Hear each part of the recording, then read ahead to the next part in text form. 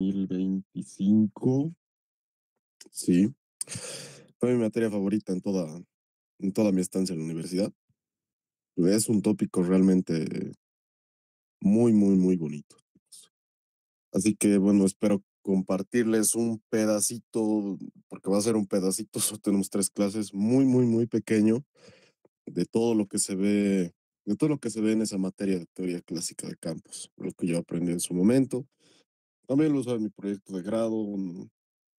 Bueno, ya ha pasado tiempo. Así que, bueno, tenemos 3 clases y he decidido dividir el curso en 3 etapas. Y bueno, comencemos. Les voy a dar una pequeña estructura.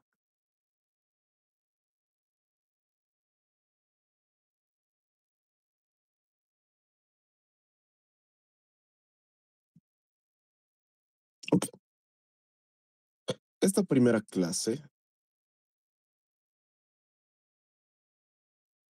lo que vamos a ver va a ser principios variacionales.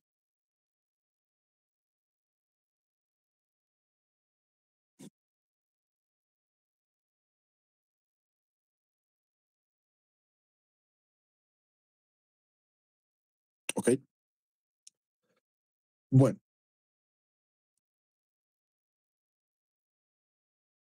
¿qué es lo que voy a esperar de ustedes para que puedan entenderme bien sin ningún problema? Particularmente en esta clase. Necesito que en la medida de las posibilidades, y bueno, yo asumo que la mayoría de las personas que están pasando estos cursos ya han pasado por esta etapa, que hayan cursado una materia de mecánica clásica en donde se vea con cierto detalle el principio de mínima acción, ¿ok? Formalismo lagrangiano, porque prácticamente eso va a ser lo que vamos a hacer durante todo el curso, pero un formalismo lagrangiano para campos. Y en esta primera clase nos vamos a dedicar a los aspectos, vamos a decirlo así, operacionales del formalismo lagrangiano. No es lo único que tiene, ¿no? Ustedes saben que con el formalismo lagrangiano es bastante más sencillo obtener simetrías y leyes de conservación. Tal vez alguien ha tenido la suerte de ver un formalismo lagrangiano en donde se considera el teorema de Nether. Ese va a ser el final del curso, ¿ok? Entonces, bueno, en esta primera clase vamos a ver un pequeño repasito de la acción, pero en mecánica clásica.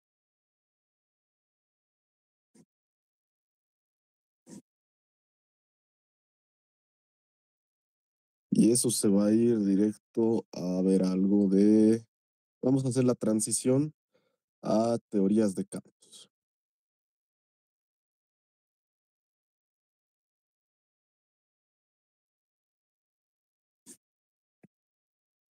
Naturalmente que necesitamos, sí o sí, principio de Hamilton, principio de mínima acción.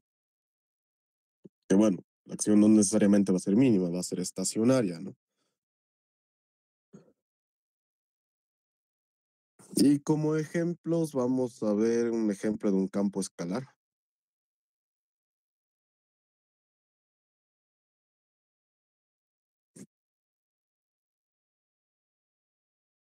Y algo un poquitito más complicado, pero no realmente, vamos a ver el ejemplo del electromagnetismo de Maxwell.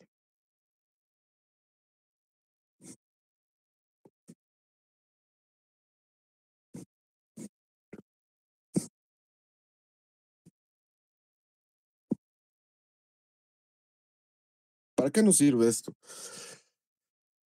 El objetivo es aprender a describir teorías de campos.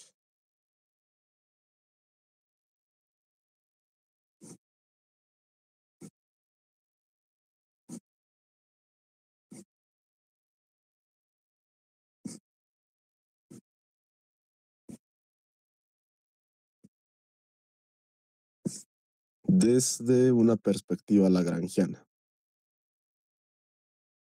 No es la única forma de representar teorías de campos, también pueden hacerlo de la forma hamiltoniana,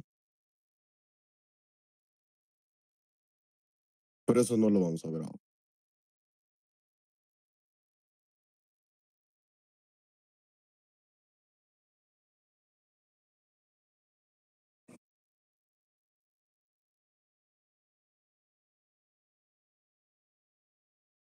Ok, bueno, entonces comencemos con lo que tengo planeado para hoy. Mañana les digo lo que vamos a hacer. Mañana, bueno, cada clase les voy a decir qué vamos a hacer. Ok, bueno,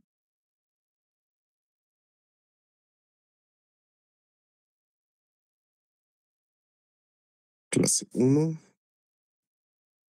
principios variacionales.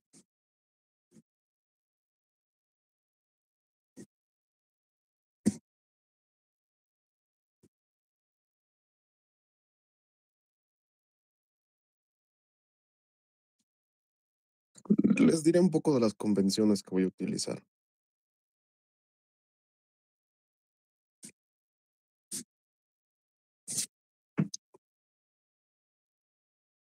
Ok, sistema de unidades.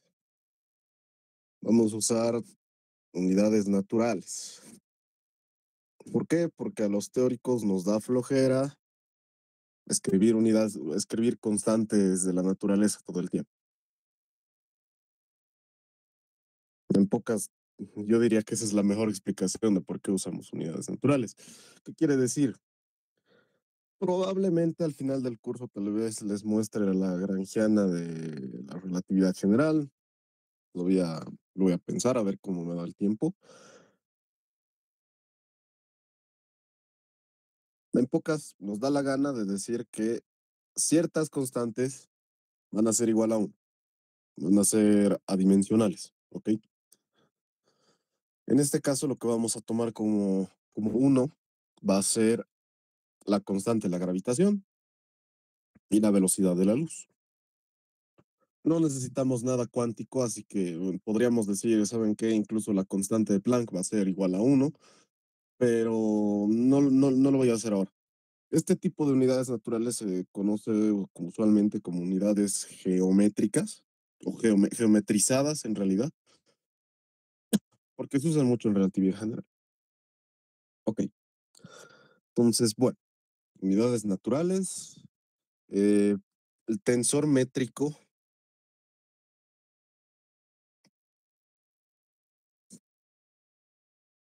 El tensor métrico de Minkowski,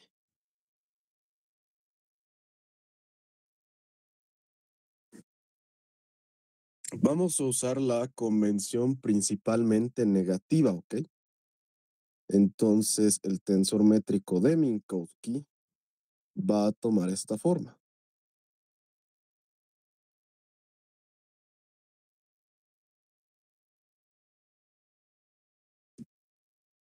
¿ok? ¿Qué más? Ay, bueno, solo para mencionarlo, tal vez hay alguien que no esté tan familiarizado con tópicos de relatividad especial, desde la notación covariante, o sea, desde los cuadrivectores. Es necesario decir esto. Voy a usar índices latinos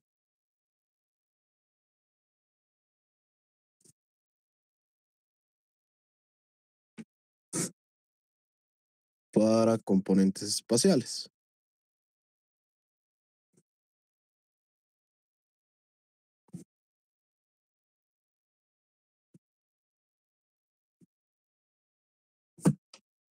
O sea, digamos, por ejemplo, no sé, si ustedes ven A, B, C, M, N o cosas así, van a ir desde el 1 al 3.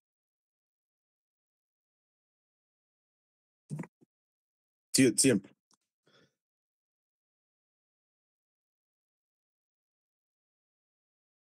Los índices griegos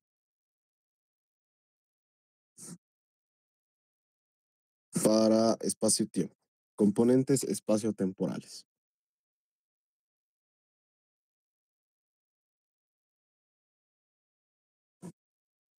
Entonces, si ven índices con cualquier letra griega, como acá por ejemplo, van a estar ordenados desde el cero,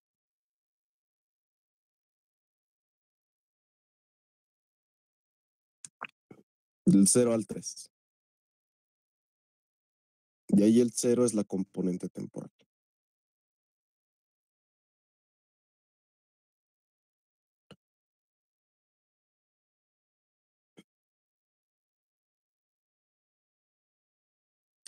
Hay algunas personas que en vez de ir del cero al 3 van del uno al 4 y el 4 es la componente temporal.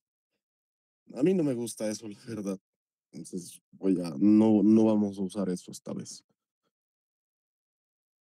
Y además, bueno, es irrelevante si ustedes este signo negativo lo ponen en la parte espacial, que acá es la parte espacial, o lo ponen en la parte temporal. Hay convenciones donde también se usa eso, ¿no? En relatividad general, por ejemplo, es donde más se utiliza. En teoría clásica de campos, no tanto. Al final del día pueden usar la que quieran. Los resultados físicos no van a cambiar. Lo único es que van a tener que aparecer signos negativos por ahí. Bueno, mejor no. Yo prefiero esta. Esté en donde esté, relatividad general, campos, lo que sea. Ok, bueno, eso respecto a las convenciones. Y bueno, naturalmente que voy a usar la convención de sumas de Einstein a patadas, eso sí. ¿Por qué? Porque el objetivo, como acá ustedes notarán, el electromagnetismo de Maxwell es una teoría relativista que la voy a escribir de manera covariante. ¿Ok? Entonces, como es relativista, necesito sí o sí trabajar en un espacio de Minkowski, voy a usar el tensor métrico y demás. ¿Ok? Entonces, también estoy asumiendo eso, que ustedes están familiarizados, uno, con relatividad especial y dos, con estos aspectos del cálculo tensorial. ¿Ok? Bueno, ahora sí, comencemos con lo importante.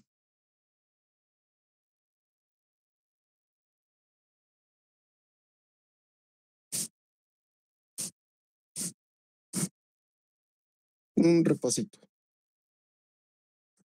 para ver cómo cambian las cosas.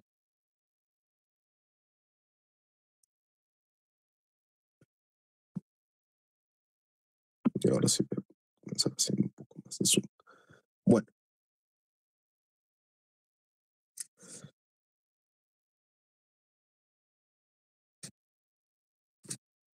la mecánica clásica,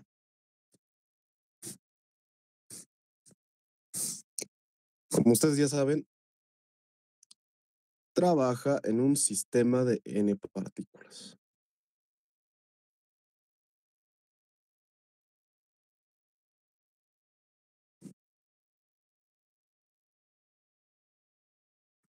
Entonces tenemos una colección de partículas, en el caso más general. Pueden meter también sólidos rígidos, ¿no? Pueden meter sólidos deformables, pueden meter fluidos también, va a seguir siendo mecánica clásica. Nos vamos a enfocar solo en un sistema de n partículas, porque bueno, los demás casos, el sólido rígido no se lo trata como un campo, pero ya los otros casos sí ya se consideran desde la perspectiva de un campo, ¿ok? Porque bueno, para deformar un sólido necesitamos conocer cómo se traslada cada punto del sólido y eso ya se describe con un campo. Y un fluido naturalmente que va a ser un campo. Así que nos vamos a enfocar acá. Además que es el caso más sencillo y con el que todo mundo está familiarizado. ¿Ok? ¿Cuál es su objetivo?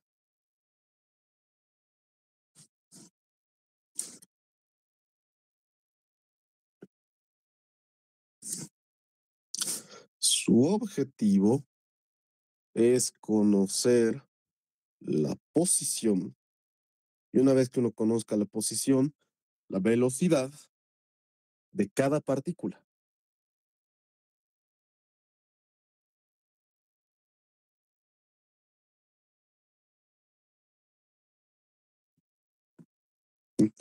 Ay, aquí me olvidaba algo.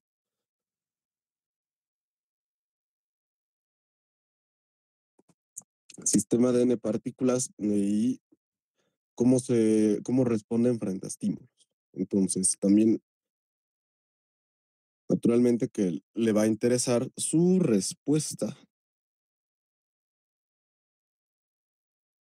a estímulos.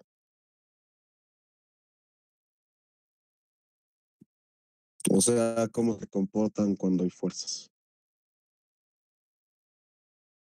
Eh, ok, bueno, ¿qué es necesario para conocer la posición y la velocidad de cada partícula? Necesitamos condiciones iniciales.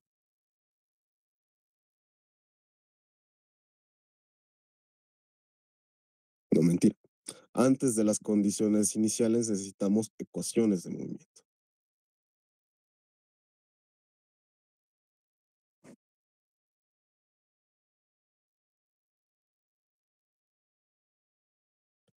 ¿Ok? Bueno, estas ecuaciones de movimiento, ustedes saben, suelen ser ecuaciones diferenciales. Por lo tanto, y además generalmente son de segundo orden, necesitamos condiciones iniciales.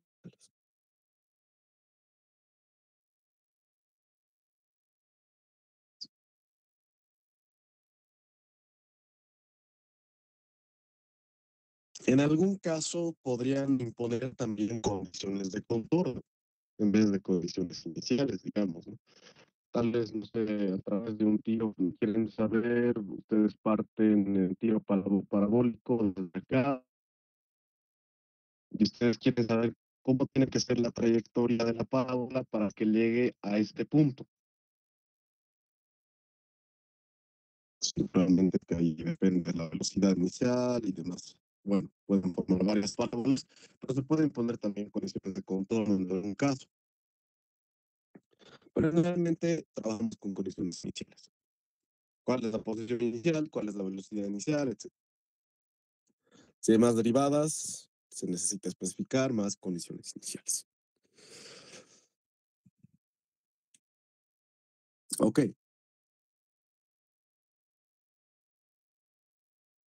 ahora, a veces describir la posición y la velocidad resulta un tanto poco práctico. Entonces, lo que uno necesita es introducir coordenadas generalizadas.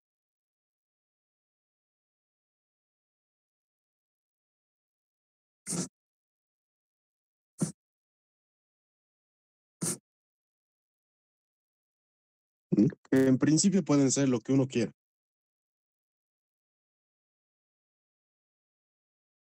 Ayudan mucho a facilitar la descripción de la posición.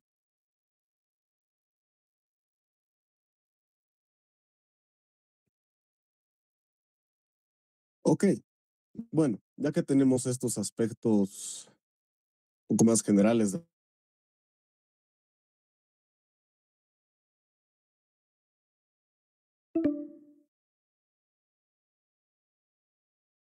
cuando están en un régimen no relativista, la lagrangiana es la diferencia entre la energía cinética y la potencial, ¿verdad?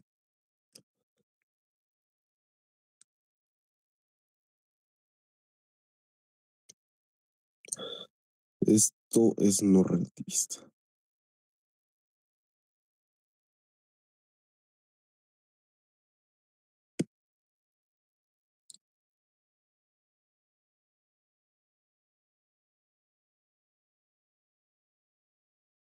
Bueno, ok, realmente más no se puede decir de la acción propiamente dicha.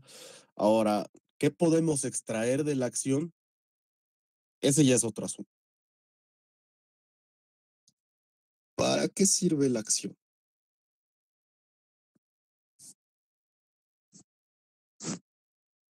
¿Por qué nos interesa tanto esta integral?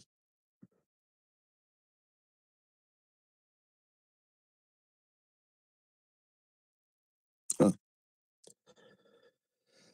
me he olvidado mencionar acá y creo que es conveniente decirlo,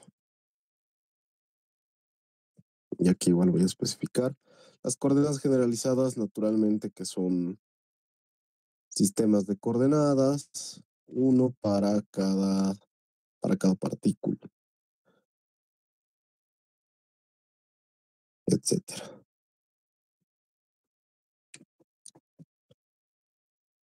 La lagrangiana, vamos a considerar que depende de las coordenadas generalizadas, que depende de las velocidades generalizadas, que no son nada más que las derivadas temporales de las coordenadas generalizadas. No vamos a asumir, no vamos a considerar dependencias con el tiempo, ¿ok? Entonces, solo para mencionarles eso. Bueno, vamos a lo que nos interesa, ¿para qué nos sirve la acción?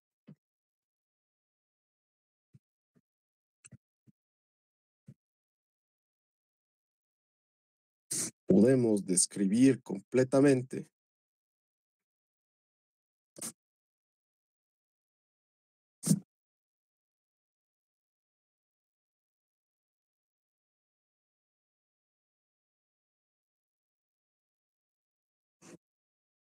el movimiento.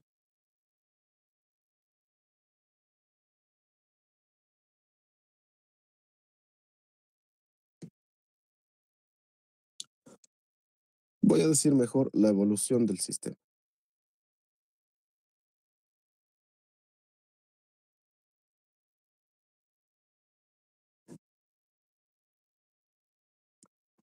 Entonces, podemos darle una descripción completa a la evolución del sistema. ¿Cómo? A través del principio de Hamilton.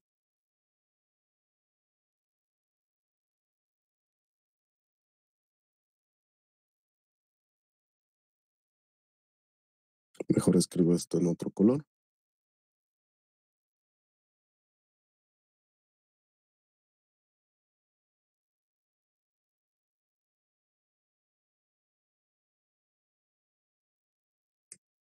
¿Ok? ¿Qué nos dice el principio de Hamilton? Les había dicho, no es nada más que una forma un poco más, vamos a decirle, elegante y corta, compacta del principio de mínima acción. Y es que esta acción debe tener un cierto carácter de estacionariedad. Cuando nosotros le hacemos perturbaciones pequeñas a la acción, tiene que quedarse estable, ¿ok? No importa si es máximo, mínimo, lo que sea. La cosa es que tiene que quedarse estable frente a ese tipo de perturbaciones. Entonces, si es que la acción es estable, es estacionaria, entonces a partir de ahí nosotros vamos a poder encontrar tranquilamente las ecuaciones de movimiento. Entonces, si la acción es estacionaria, se encuentran las ecuaciones de movimiento.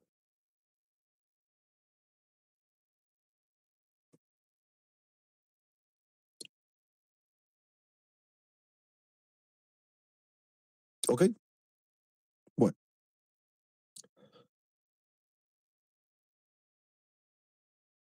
ahí.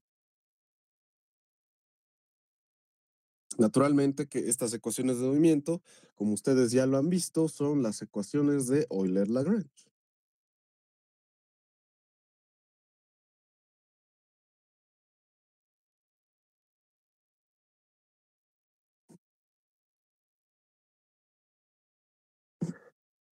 Hay una, hay algo interesante en las ecuaciones de Euler-Lagrange, y es que no importa el sistema de coordenadas generalizadas que ustedes elijan, siempre tienen la misma forma. Siempre, siempre, siempre. Entonces, digamos, ustedes están, no sé, un ejemplo tanto clásico que uno ve. Me voy a deshacer de esto. tienen un anilito que está moviéndose en un alambre que tiene forma de parábola. Podrían usar 10.000 coordenadas. Podrían usar, por ejemplo, el ángulo que hace con el eje. Podrían usar la distancia vertical. Podrían usar, no sé, lo que quieran. No importa la coordenada generalizada que ustedes elijan, las ecuaciones de Lagrange van a tener la misma forma. Eso va a ser importante después. ¿Ok? Bueno, denme un cachito, por favor.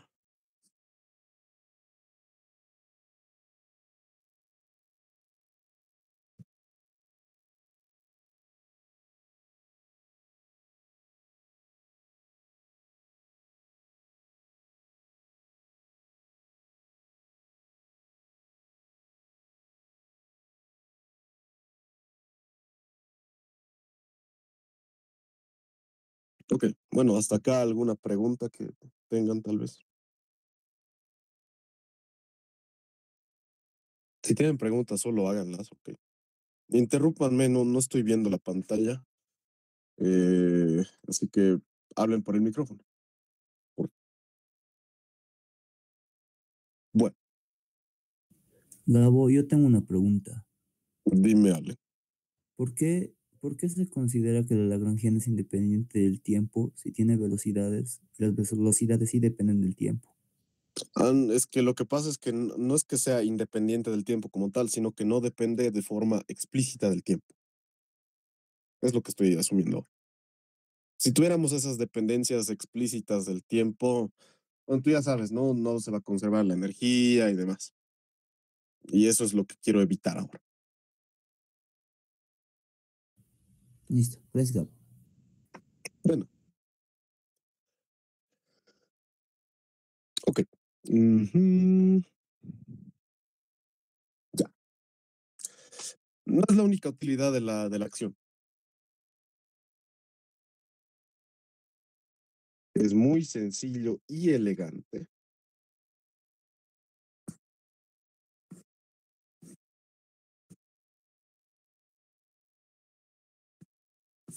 obtener simetrías.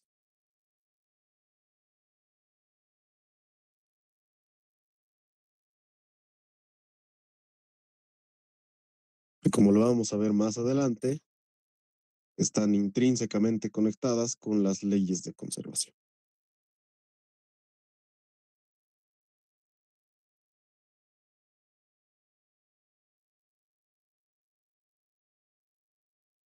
Bueno,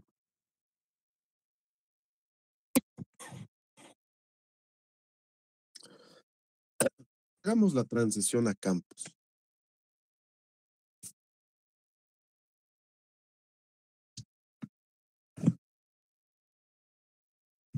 Deme un cachito.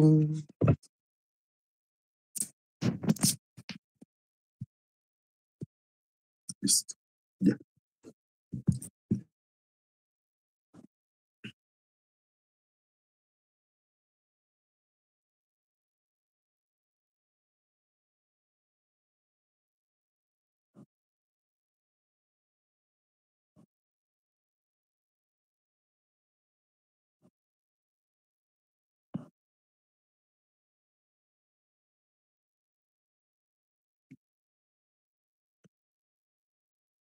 Bueno,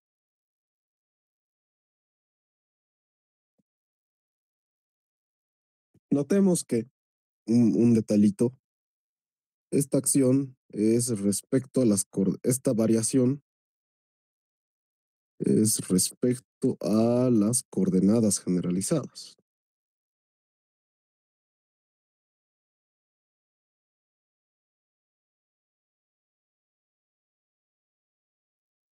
La variación que se toma de la acción.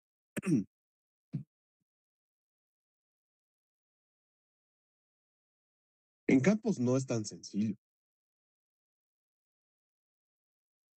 Y bueno, Primero, un campo es un objeto extendido.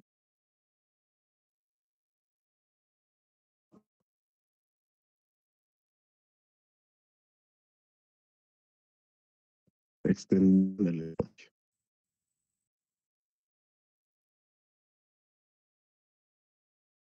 Un campo es una función del espacio-tiempo, en poca. ¿Por qué? Porque necesito conocer qué está pasando en cierto punto del espacio y además en cierto instante de tiempo. Entonces, en principio, tengo una colección infinita de puntos en donde yo quiero saber qué es lo que está pasando. ¿Qué implica eso? En cada uno de esos puntos, yo tengo grados de libertad definidos desde la perspectiva de la mecánica clásica, ¿no? En pocas, ustedes saben que la cantidad de grados de libertad es prácticamente la cantidad de coordenadas generalizadas que nosotros necesitamos para describir el sistema. Eso depende primero de la dimensión, de la cantidad de partículas, de la dimensión del espacio en la que están y de los vínculos que existan. ¿Ok? En los posts tengo una colección infinita y encima ese infinito es continuo, es no contable. Entonces tengo una cantidad infinita de grados de libertad.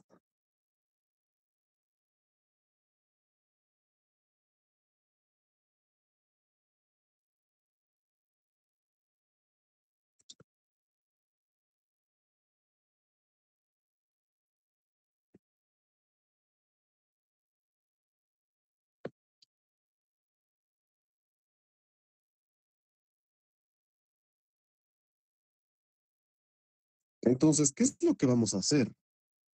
La lagrangiana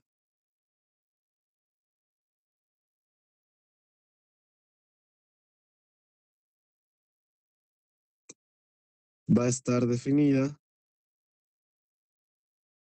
de esa manera. Necesitamos considerar una región del espacio y vamos a definir una densidad lagrangiana.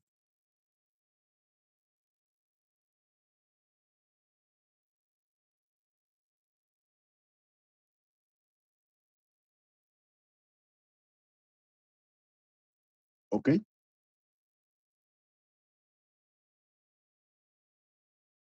Entonces, esa va a ser la principal diferencia.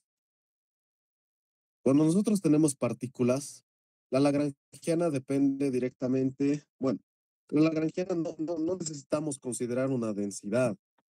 Además que como las partículas son objetos puntuales, entonces ustedes ya saben, también estoy asumiendo por si acaso que han visto el electromagnetismo, van a haber problemas al definir una densidad lagrangiana, porque van a aparecer infinitos concentrados solo en la partícula.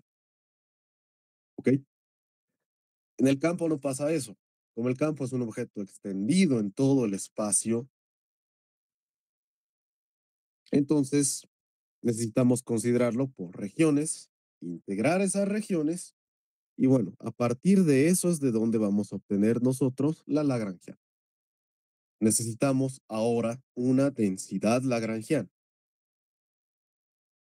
¿Ok? Entonces, la acción, y aparte, esta densidad lagrangiana va a depender de los campos. Los campos los voy a representar como phi. Va a depender del campo, va a depender de las derivadas del campo. Y aquí ya tal vez puedan ver la conexión con esto. Lo voy a poner acá.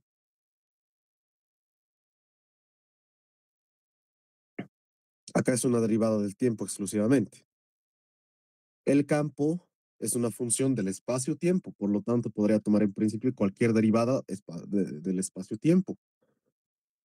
Y en un último caso, podría depender también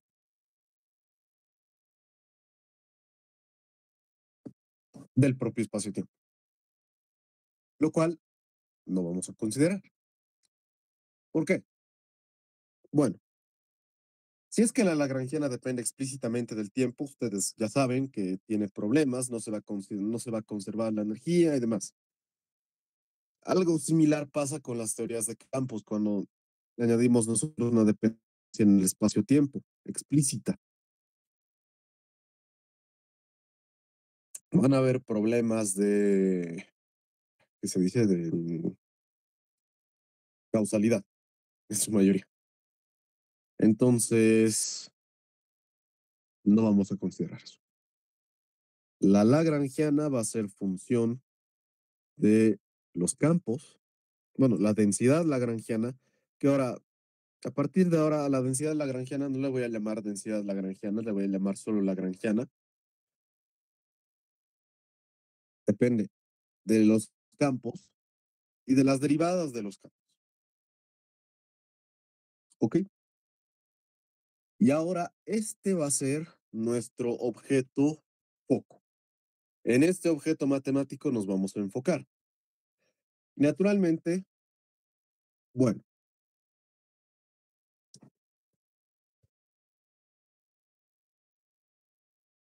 en principio,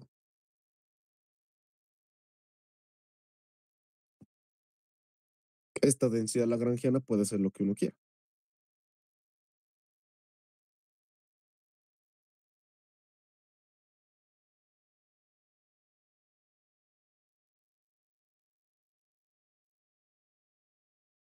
¿Ok? Vamos a tomar lo que se nos dé la gana, en principio. Pero no lo vamos a hacer de esa manera. Nos vamos a restringir a ciertas lagrangianas. Aparte que no hay una regla tan sencilla.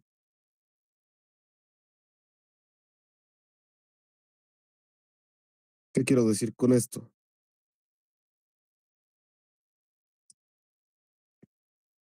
No hay algo como el caso de partículas, ¿no?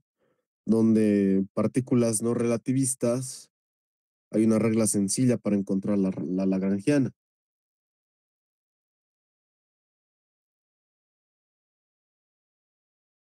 No hay eso para las densidades lagrangianas, ¿ok?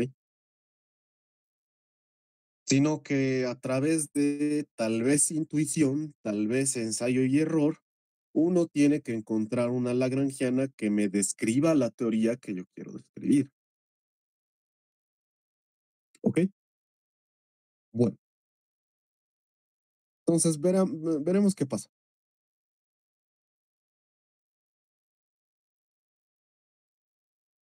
Y ahora sí nos vamos a dedicar un poquitito más de tiempo. Principio de Hamilton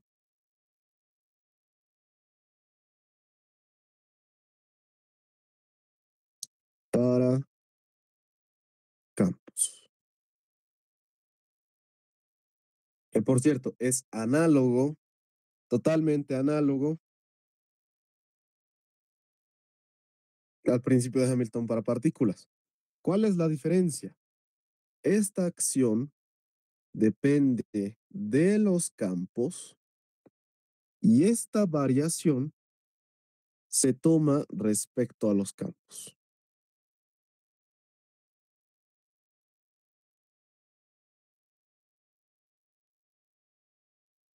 ¿no? La acción, en principio, los campos que aparecen en la acción pueden ser los que quieran. ¿Cuáles son los campos físicos? Aquellos que me conduzcan a una variación cero de la acción. ¿Ok? Bueno, entonces, si nosotros tenemos variación cero, esto nos va a llevar a las ecuaciones de campo esta vez.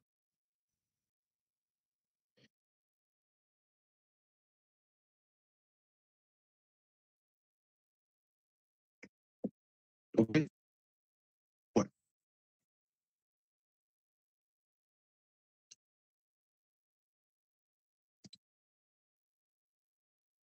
pregunta.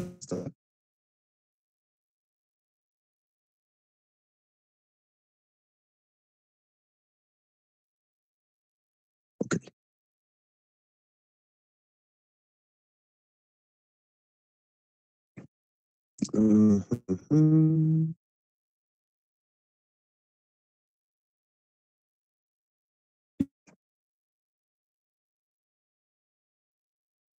A ver, veremos a dónde nos lleva.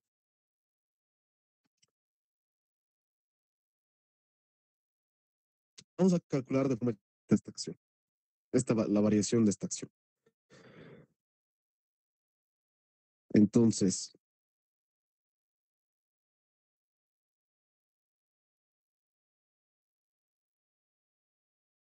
no olviden que la granja es la integral de la densidad lagrangiana.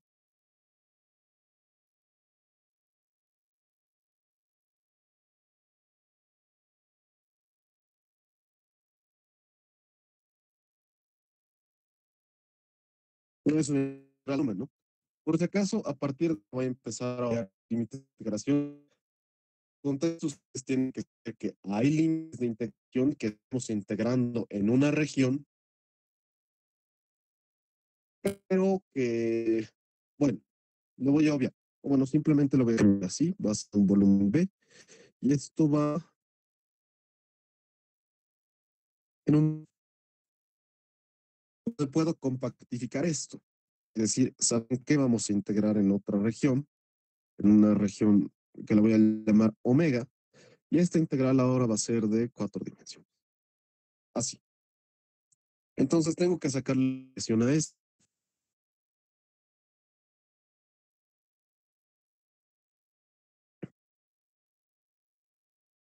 Lo único que tengo que hacer va a ser sacarle la variación a la Lagrangiana.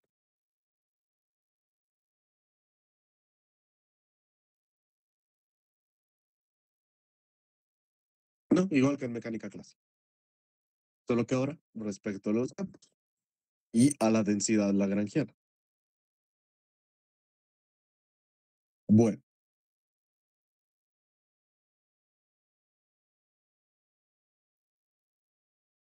ahora, esta densidad de la Lagrange, esta variación,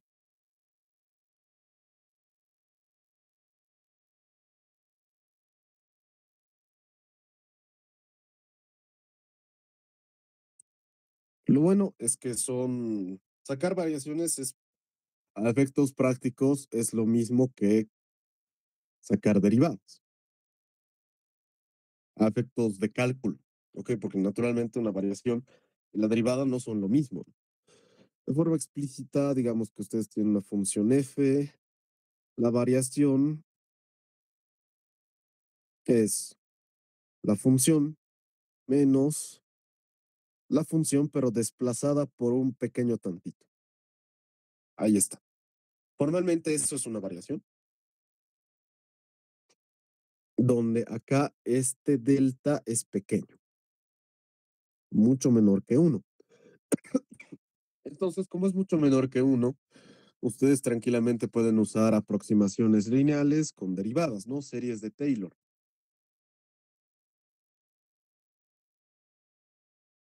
Entonces, ¿qué les queda? Les quedaría eso.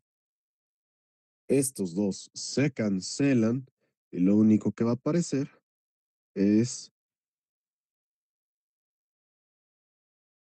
así. Aparecería eso.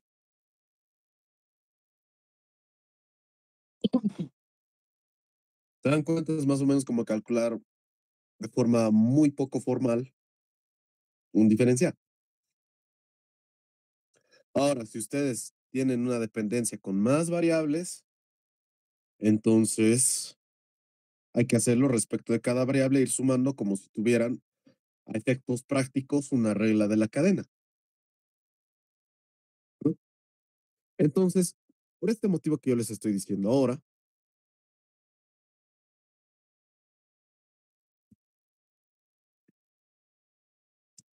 esta variación de la densidad lagrangiana es simplemente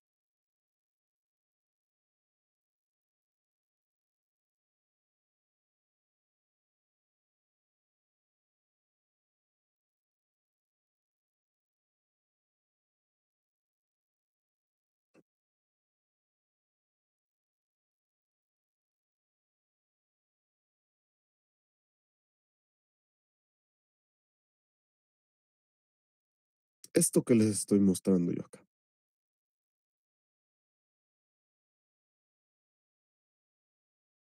¿Ok? Bueno,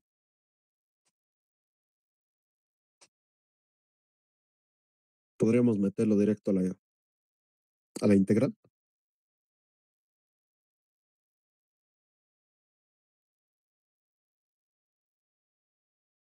¿Cuál es nuestro objetivo? Conectar esto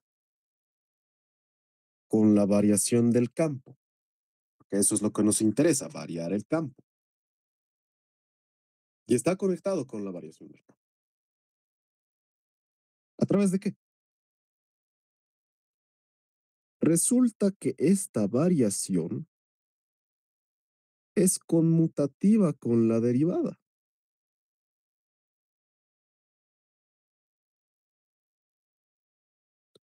Entonces vamos a tener eso. Les sugiero que lo demuestren, ¿ok? Para convencerse de esto. Por cuestiones de tiempo yo no lo voy a hacer ahora, pero es bastante sencillo, ¿ok? Entonces ustedes reemplacen eso a la variación de la acción.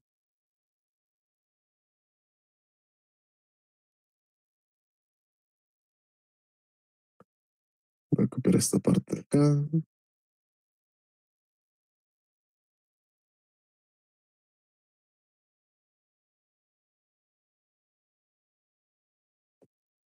Ok, ahora yo me voy a enfocar solo en esta parte que, bueno, es la única parte que digamos es problemática.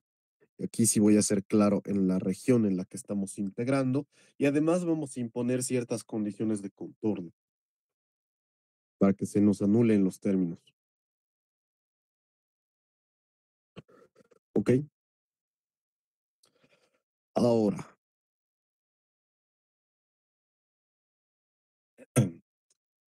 ¿qué podemos hacer acá para sacar esa derivada de la variación? Porque lo que quiero es que la variación me quede así sueltita. Ese es mi objetivo, eso es lo que yo quiero lograr ahora.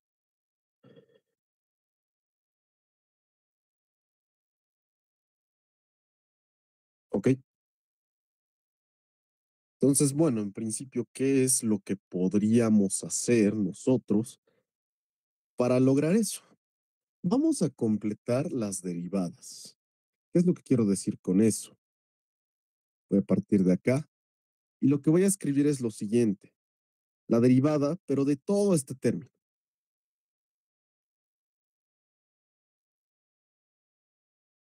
Así. Esto naturalmente que va a ser igual por regla del producto a esta expresión de acá más, voy a copiar la misma expresión, solo que ahora la derivada va a estar en el otro lado. O sea, la derivada va a estar acá y la variación quedaría suelta,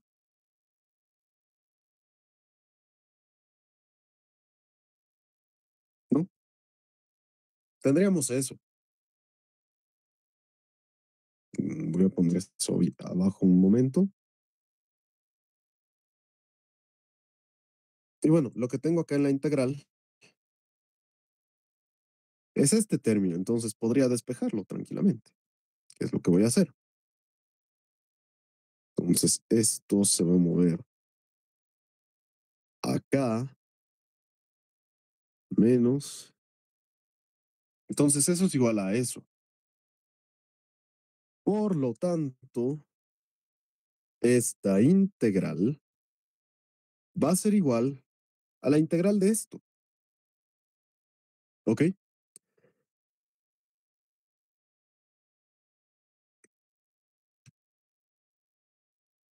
Solo por ahora estoy siendo claro con la región de integración. Después la voy a obviar de forma permanente. Nos quedaría eso así.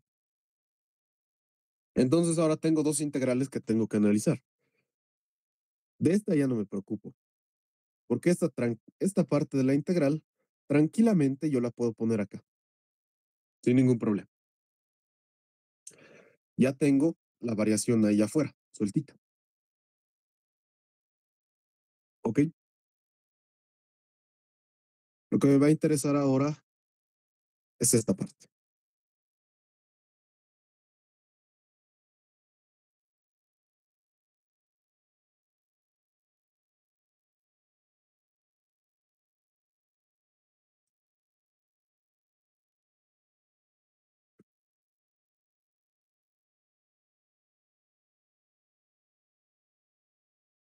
Ahora, quiero que comparen eso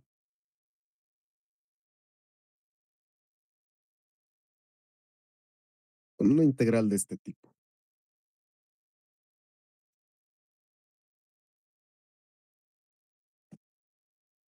Perdón, un cachito. Bueno, en general,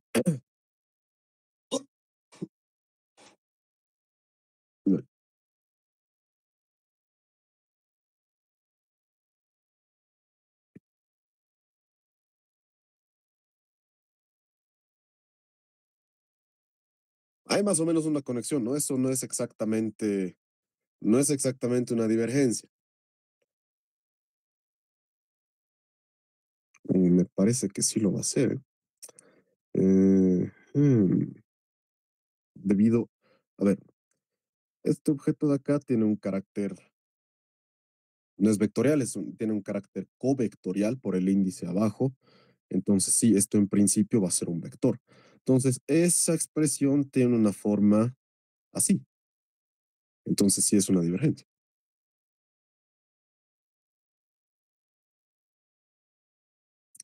Esto tiene la misma forma que esto, en principio. Lo cual, naturalmente, se conecta con esa integral, que es la integral de una divergencia. Y ustedes recuerden que a través del teorema de Stokes, no, del teorema de la divergencia, me estoy confundiendo con el teorema generalizado de Stokes, que si quieren verlo, tomen métodos matemáticos 4, se lo puede reescribir como una integral de superficie. Lo mismo podemos hacer ahora, ¿ok?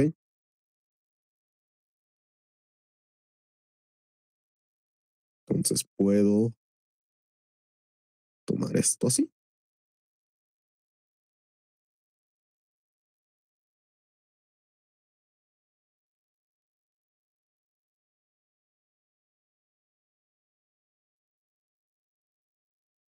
Y aquí naturalmente lo que va a haber es un vector unitario normal a la superficie, ¿ok?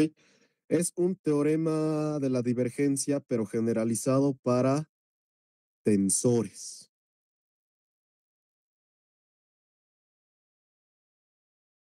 ¿ok? Podría escribir esto mejor así.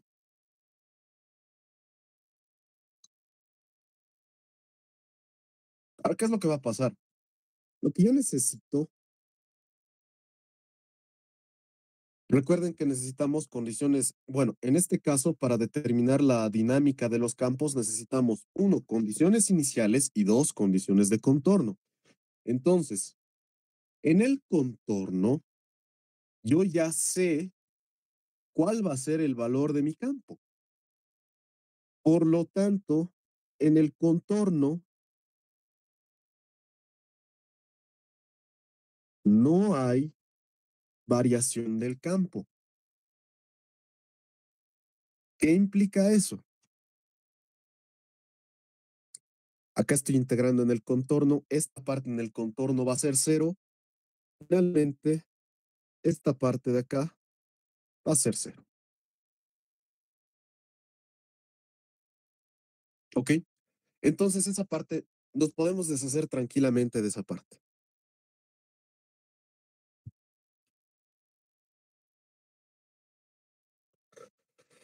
Luego,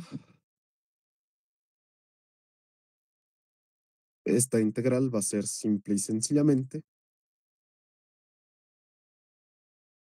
igual a eso.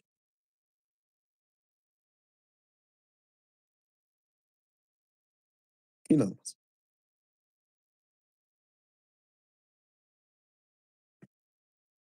¿Ok? Entonces nos deshacemos de esa parte y eso ya nos permite tranquilamente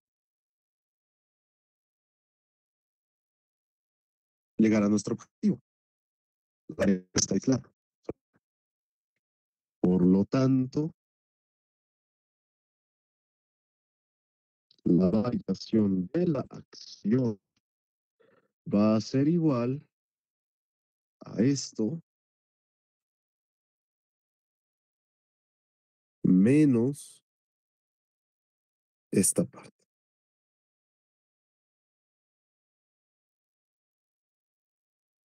Me parece que esa expresión ya debería resultar un poco conocida.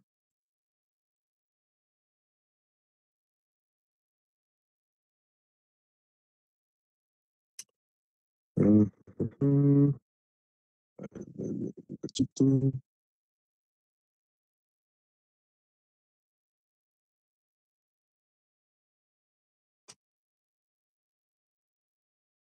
Ok.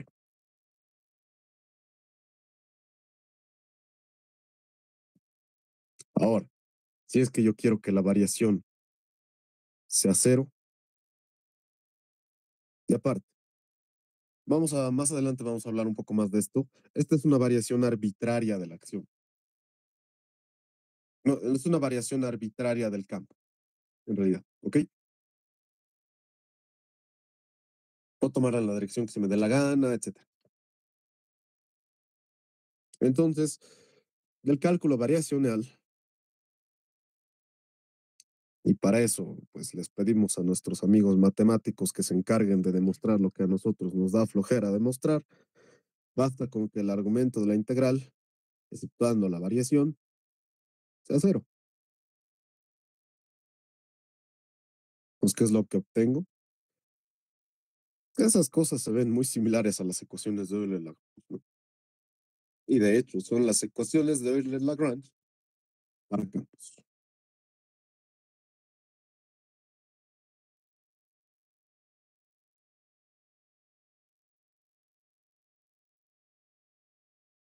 Ecuaciones de Euler-Lagrange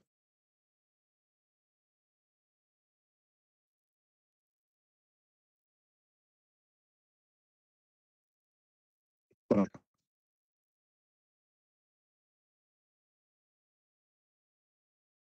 ¿Ok? Entonces podemos nosotros también obtener ecuaciones de campo a través de las ecuaciones de Euler-Lagrange. ¿Sí? No es la herramienta que más vamos a usar. De hecho,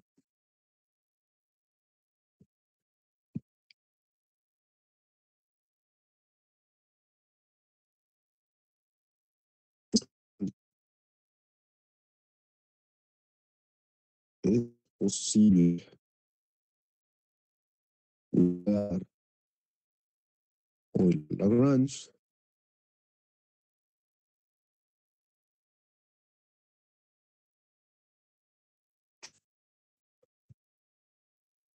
Campos es más sencillo.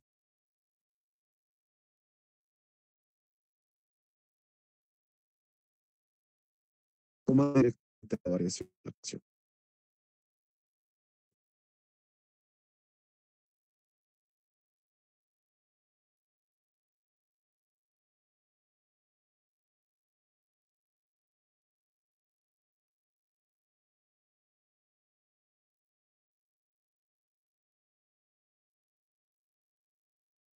¿Ok? Bueno, entonces casi nunca vamos a usar las ecuaciones de Lagrange. Retire este proceso de tomar la variación de la acción, donde cuando aparezca el término de acá, donde hemos estado, vamos a decirlo, con un poquito de conflicto, Directamente, como ya hemos demostrado esto, vamos a usar lo que hemos hecho, si se dan cuenta, no es nada más que una integración por partes, pero en varias dimensiones. Ya sabemos que el primer término, el término de contorno, que es el que se suele llamar, se anula. Entonces, directamente vamos a reemplazar esto por esto de acá. Si se dan cuenta, simplemente es un traslado de la derivada. Esta derivada va a pasar a este término con un signo negativo. Esa táctica la vamos a usar bastante ahora para sacar ecuaciones de campo. Luego en el curso de teoría de cuerdas van a encontrarse conexiones y demás. Mm, No sé si en los otros cursos también. Entonces, esta parte es tremendamente importante. Ok, bueno, ¿alguna pregunta, comentario hasta acá?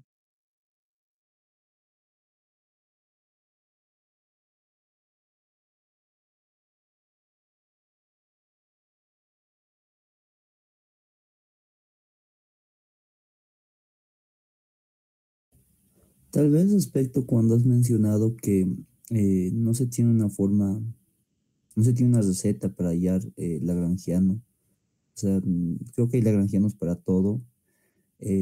Literal es así prueba y error o intuición o a alguien se le ocurre algo, lo pone y hace la prueba unas 100 veces y si funciona es. ¿Cómo va eso? Es prueba y error. Obviamente tu intuición puede ayudarte a cortar un poco esa prueba y error, pero en general es así. A veces podemos tomarnos algunos ejemplos de la mecánica clásica, por ejemplo, ¿no? Que nos podrían ayudar a construir lagrangianas y el caso que les voy a mostrar ahorita a continuación es un ejemplo de esos. Pero en general es prueba y error. No hay una receta.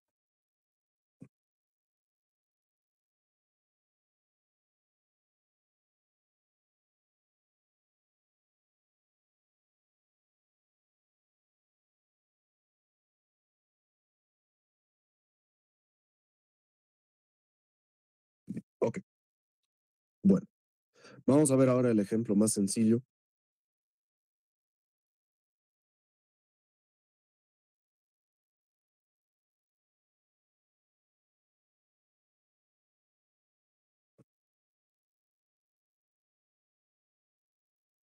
Vamos a obtener la ecuación de Klein-Gordon. ¿Ok? ¿Cuál es la acción? Y esto probablemente se les haga un poquitito más familiar por la forma que tiene.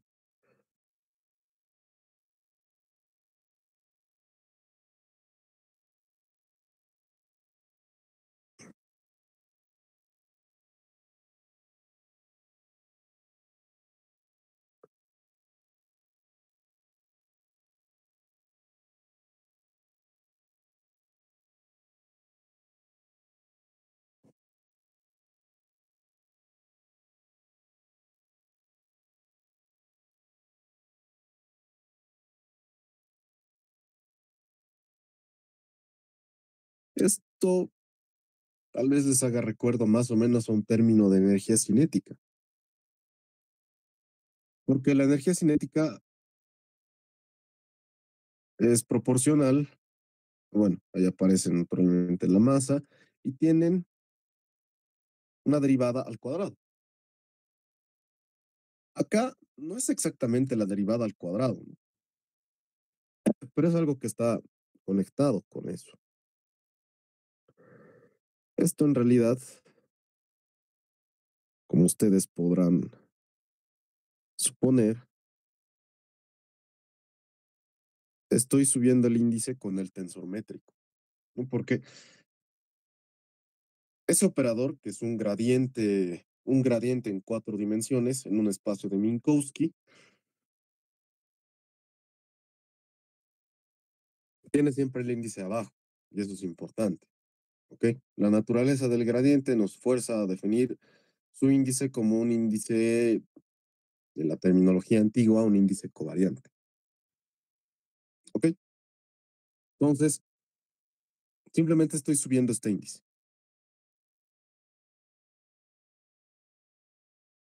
Más o menos como un término de energía cinética, si se dan cuenta. Ahora, aquí aparece este término que se lo conoce como término de masa. Van a ver más o menos más ahora les voy a mostrar por qué. Sirve para introducirle masa al campo, en pocas. Entonces, si ustedes introducen un término de masa a una lagrangiana, lo que están haciendo prácticamente es, si ustedes tuvieran, digamos, la lagrangiana del campo electromagnético, están dando masa al fotón, en pocas. Por ejemplo,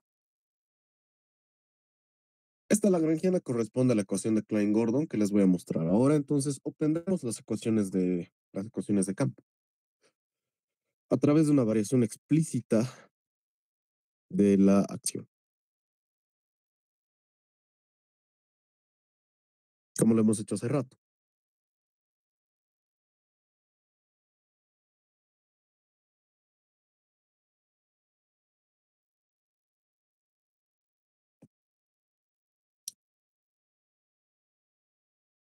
Menos medio cuadrado, eso quedaría así.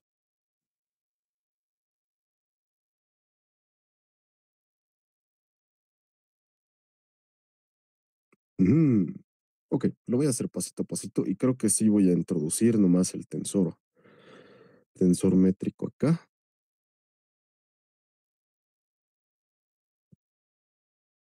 Ok, bueno, ya hemos visto que las variaciones a efectos prácticos se calculan como derivada. Entonces, para calcular esto, podríamos usar una regla del producto. Y esto, pues, como si fuera una simple derivada. Entonces, esto va a ser así.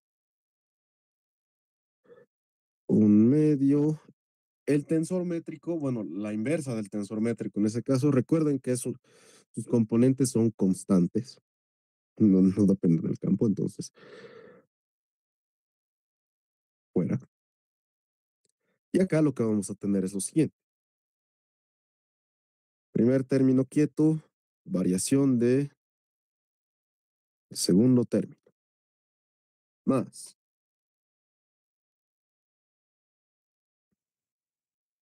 segundo término quieto, variación del primer término, menos, y acá tenemos un medio masa al cuadrado. Ese un medio desaparece. ¿Por qué? Porque la variación simplemente es 2 phi variación de phi. Entonces, chao, chao, listo.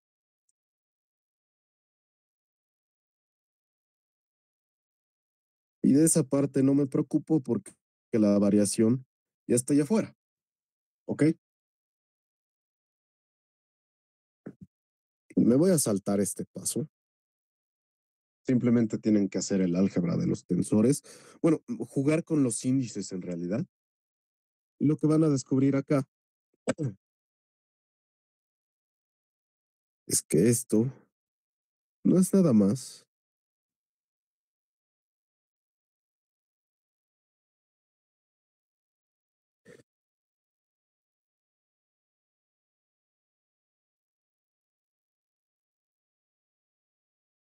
que eso.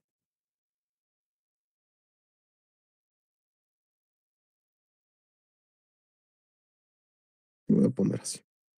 Bueno, que al final va a ser irrelevante.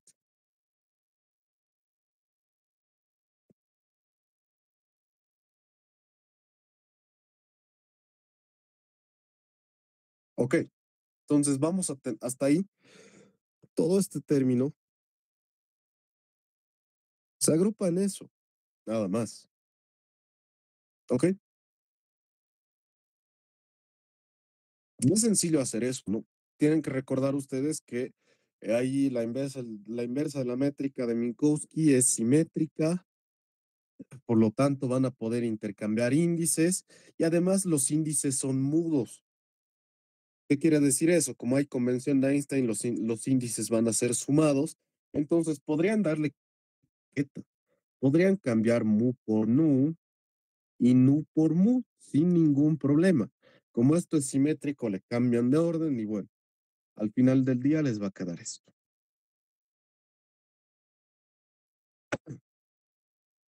Ok,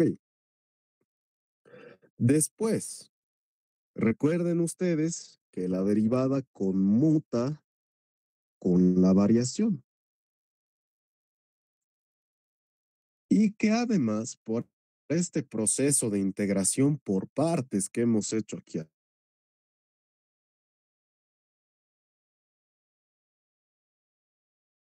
si se dan cuenta, este término corresponde a este término de acá que habíamos encontrado. Tengo igual esto, acá. Entonces, ¿ahora qué va a suceder? Simplemente va a ser igual a como si yo estuviera llevando esta derivada a todo esto, así, y haciendo aparecer un signo negativo.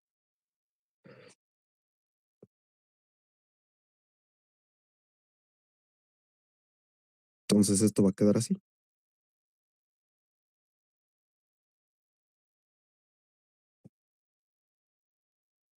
¿ok? Directamente lo voy a factorizar.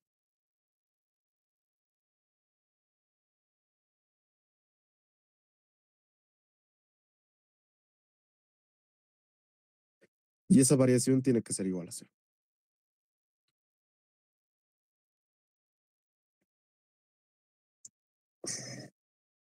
Por lo tanto, esto de acá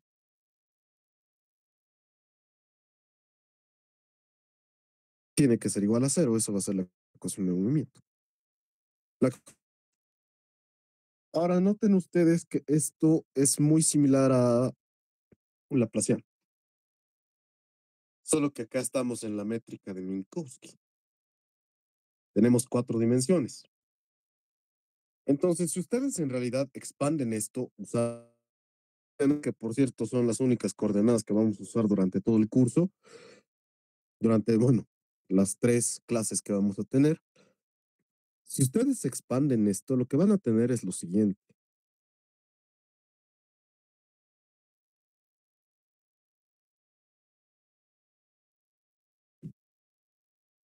¿Qué pasaría si yo le pusiera restituyo la velocidad de la luz? ¿Se dan cuenta? Esto es un operador de onda,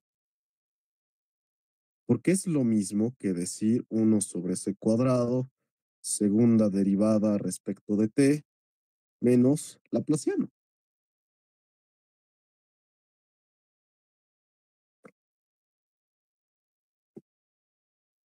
A los teóricos nos da flojera, entonces usamos un cuadrado en vez de un triángulo para representar ese operador de onda.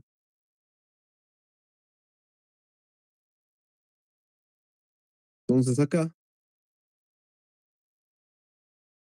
y de hecho, ese operador de onda es la generalización del Laplaciano a un espacio de Minkowski. ¿Ok? ¿Qué nos queda?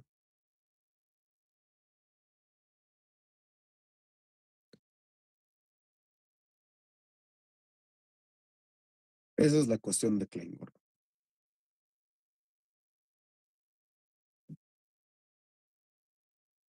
¿Ok? Donde, bueno, voy a escribirlo, es igual a eta mu mu de nu, lo cual es igual a de t cuadrado, derivada temporal cuadrado menos Laplaciano. Así.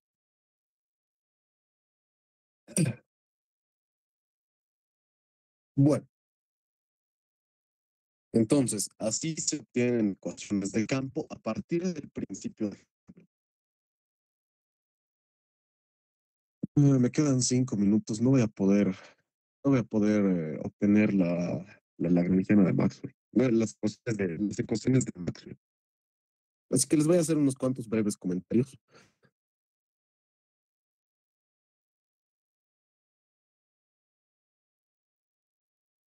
Ejemplo 2. Electromagnetismo.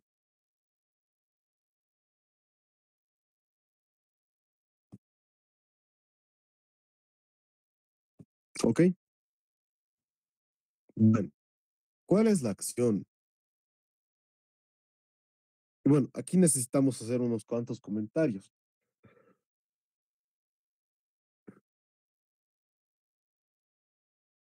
La acción debe ser un escalar. ¿Qué quiero decir que sea un escalar? Si es que yo le aplicara alguna transformación a mi sistema de referencia, la acción no puede cambiar. ¿Ok?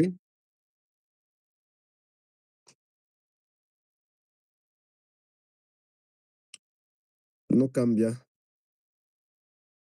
si cambio de sistema de referencia.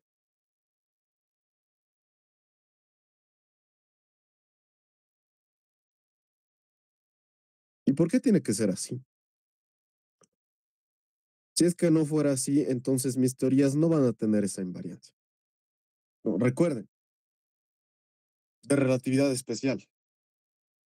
Todas las leyes de la física tienen la misma forma en sistemas inerciales. ¿Ok? Entonces, si es que yo cambio de sistema de referencia, tengo que tener exactamente las mismas ecuaciones de movimiento o las ecuaciones de campo. Si es que la acción no fuera un escalar, entonces eso se rompe. Entonces, en este caso, por ejemplo, la acción tiene que ser un escalar de Lorentz.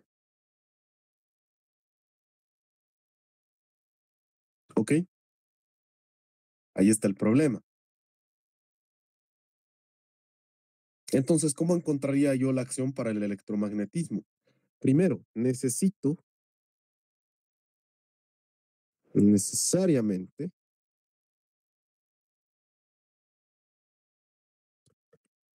se necesita una formulación covariante.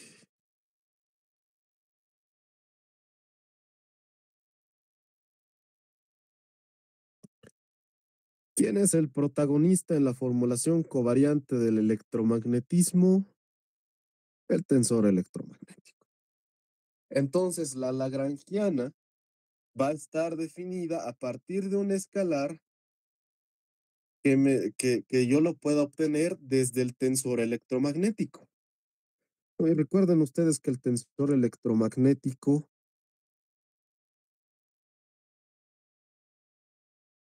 se define así, ¿no? Bueno, acá ese es el potencial, cuadripotencial. Tal vez alguien no está tan familiarizado con esto. El cuadripotencial se lo define así en la convención que vamos a manejar. Ese va a ser el potencial escalar. Y la parte espacial es el negativo del potencial vector. Entonces, definimos este cuadrivector para el potencial. Y el tensor electromagnético es esta especie de derivada que, si se dan cuenta, se conecta un poquitito con el rotor de un vector. Las componentes del rotor de un vector se calculan de esa forma. Entonces, esto está intrínsecamente conectado con el rotor. Entonces, ¿cuál es el escalar más sencillo que yo podría obtener en principio?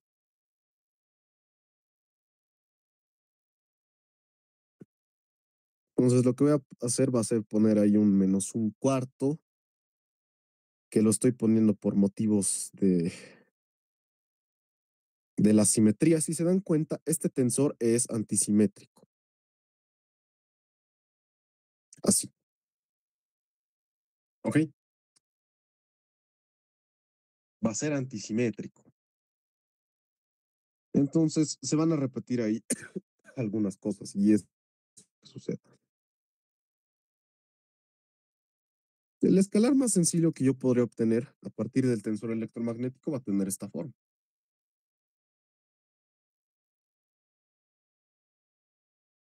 Hay uno más, pero no lo vamos a considerar. Aparte que si es que metiéramos ese escalar más, vamos a obtener una derivada total. Y ustedes recuerden que las derivadas totales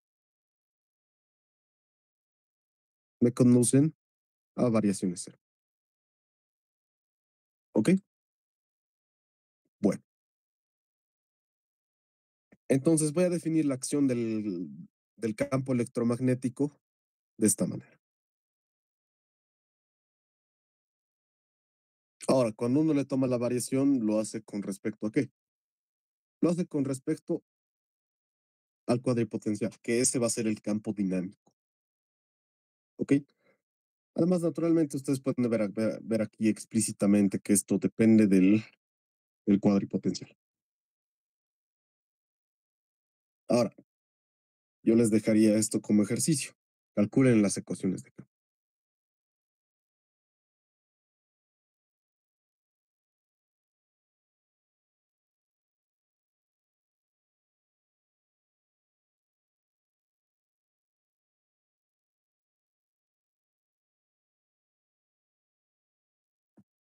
Bueno, ya estamos en hora, entonces me parece que por el día de